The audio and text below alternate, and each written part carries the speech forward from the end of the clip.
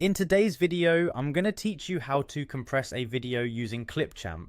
Whether you're looking to save storage space on your devices or make your videos easier to share online, compressing them can help significantly reduce their file size while preserving quality.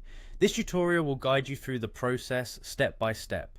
First, open your preferred web browser and navigate to clipchamp.com. If you already have an account, you can go straight to signing in. To do that, just click on the sign in button on the home page. If you're signing in through a Microsoft account, clicking Continue with Microsoft will be your next step. Choose your Microsoft account when prompted, and you'll be redirected to the Clipchamp homepage. Once you're logged in, you'll find yourself on the home screen of Clipchamp. From here, look for the option that says Create a new video and click on it. This will open up a new project where we'll proceed with the video compression steps. Now, to get the video you want to compress, you need to import it into Clipchamp. Look for the Import Media button and click on it. This will allow you to browse your device for the video file you wish to compress. Simply select your file and Clipchamp will load it into your media library.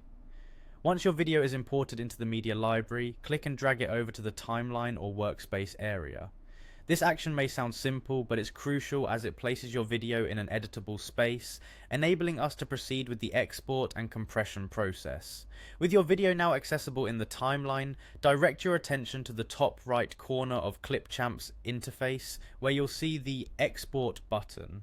Clicking on Export will initiate the process of finalizing your video file. For compression purposes, choose the 720p option when the resolution settings prompt appears. This choice typically provides a good balance between quality and file size, making it ideal for many online platforms. After selecting 720p, the export process will begin. Clipchamp will handle all the heavy lifting here, encoding your video at the selected resolution. Once the export is complete, your compressed video file will automatically be downloaded to your computer. And that's it. You've successfully compressed your video using Clipchamp.